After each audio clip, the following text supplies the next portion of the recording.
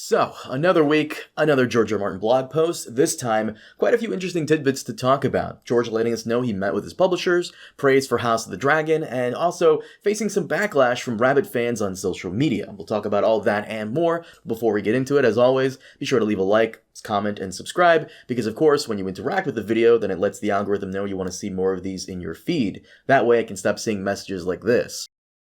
First things first, George has confirmed again that he has met with his publishers in the UK, and like the title of the video implies, I do believe this is good news for Winds of Winter. That and the fact that George has been very active on his blog as of late. This could be because, obviously, a new season of House of the Dragon is out, but it's also a nice sign that perhaps he's written enough material that he's happy with, which has caused him to be a bit more social and have more free time. In my personal opinion, I do think that something is coming down the pipeline, but we'll just have to see if it's Winds or another fucking cookbook. Though I know, as per usual, people will comment on it's never coming out, and, well, even a poor man can have some faith. So give me that much. Also in the blog post, George goes into what he thought of the first two episodes, and of course, he loved them. He praised Helena's actress for her performance, as well as the writing team for how they decided to adapt the characters from the book, to which George gave the okay on. This is interesting because, quite clearly, George had never intended Helena to have visions and dreams, and that this idea was born in the writer's room. He said so himself.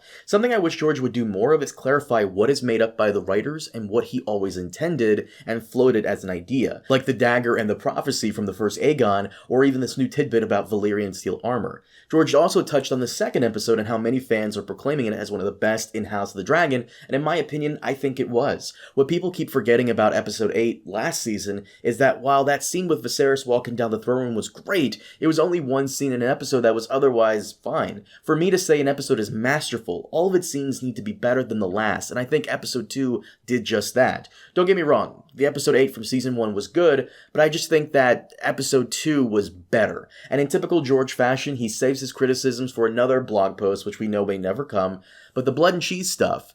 I'll read what he wrote here on that, and it's quite clear what he thinks. The only part of the show that is drawing criticism is the conclusion of the blood and cheese storyline, which ending was powerful, I thought, a gut punch, especially for viewers who had never read Fire and Blood. For those who had read the books, however, well, there's a lot to be said about that, but this is not the place for me to say it. The issues are too complicated. Somewhere down the line, I will do a separate post about all these issues raised by Blood and Cheese and Maelor the Missing. There's a lot to say. And clearly, George isn't that satisfied with how they handled Blood and Cheese, but I do like that he's taken the same exact stance I've taken on it, which is that, as book readers, we all agree it could have been better, but casual viewers were horrified through and through, and I guess that's enough. I have a whole video on why showrunner Ryan Condal couldn't do the book version. You may not have seen it, because YouTube decided to suppress that video due to the graphic nature of the topic we discuss, so I'll leave a link in the description below so you can check it out.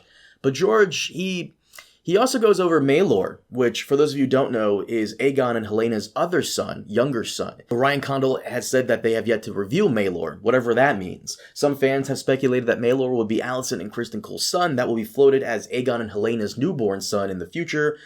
I guess we'll just have to see, but George, wanting to be respectful, decided not to comment further, but it's quite clear he's not keen on the changes. And yeah, I get that. My opinion has always been that the HBO adaptations will always be in its own separate universe and not a one-to-one recreation, and it's very rare that any book adaptation is, but I guess it's easier to think of it as its own separate multiverse thing. It's a story he once told about Aegon the Conqueror. This just throws Alicent's world into complete chaos.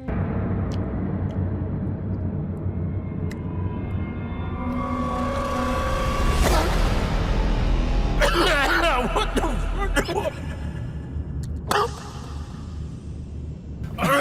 I think one of the major criticisms the show has gotten so far that is very well deserved is the extra Rhaenyra and Alicent scenes, specifically the ending to episode 3, which I would love for George to comment on, but it doesn't sound like he's seen that yet.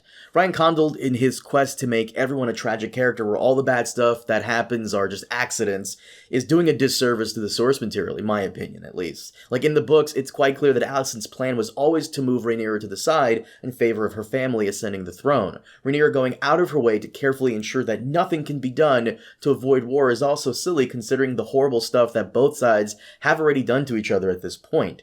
Rhaenys especially being hypocritical here, wanting to avoid bloodshed, while also ensuring the deaths of hundreds in the Dragon Pit last season. And as much as I like the character of Rhaenys, I would have loved it even better if someone called her out for what happened that time. It's very clear that the show is going out of its way to give these women more to do and keep them on the payroll, but it could have been done better and actually later. Without going into too much spoilers, Rhaenyra and Alicent do meet again in the books, but not before a lot of insanity has happened, and I think they could have had that talk from episode 3 when they do eventually meet again in the future. Also, Alicent misunderstanding that Viserys meant a different name, a different Aegon, was silly, and it also doesn't matter. Even if Alicent didn't give Aegon the same fucking name as the person Viserys said on his deathbed, the whole situation would have gone down exactly like it does, considering she has no real power, and her father Otto was planning on usurping Rhaenyra since their family married into the crown, like, 10, 20 years ago, so it doesn't really matter whether there's a misunderstanding there or not. The plan was always to usurp Rhaenyra.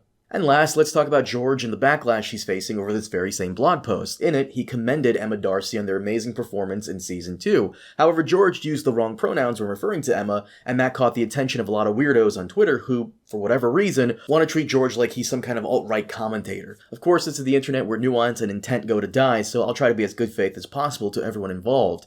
To treat George like he's some kind of creature from the Black Lagoon because he made a mistake is insane, and this is unhinged behavior. It is. Most of us, I would like to think, are adults here, so let's have an adult conversation. I understand that, especially with people like Matt Walsh, Rowling, and Crowder constantly attacking people in the LGBT community, it can put some on the defense, always on the lookout for whoever might pop out to attack them. I get it, these are bad times for some people, but George R. R. Martin is an ally, he's a good person, and always has been against those people who want to hurt LGBTQ groups. Clearly, George's intent was to praise Emma, not to give a backhanded compliment. Once again, I get that this is the internet and everything needs to be in extremes, but you can put down the tiki torches for this one, it's not necessary. Nor is calling for his death. And I think if this was really an issue for Emma, they'd contact George privately or make a statement. Until then, you guys probably shouldn't be offended on someone else's behalf.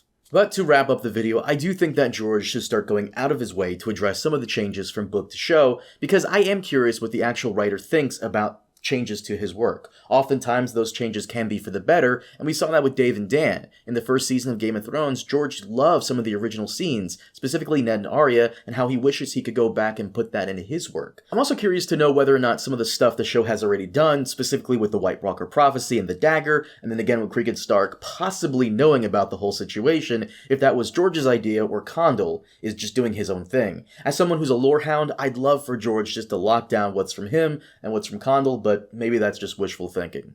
But guys, that is it for today. Thank you so much for watching. Normally I tackle these blog posts with Preston, as he is the George R. R. Martin professor, but he was busy, and I wanted to get your thoughts on all of this. Was George disappointed with Blood and Cheese, amongst other things about the show, and was he just trying to be nice about it? And what are your thoughts on the Emma Darcy situation? Normally a majority of my comment section usually have good takes, so I'm curious to know what you guys stand on all this. So definitely let me know. Once again, thank you so much for watching, commenting, and subscribing to the channel, and as always, I'll see you all next time. Have a good one.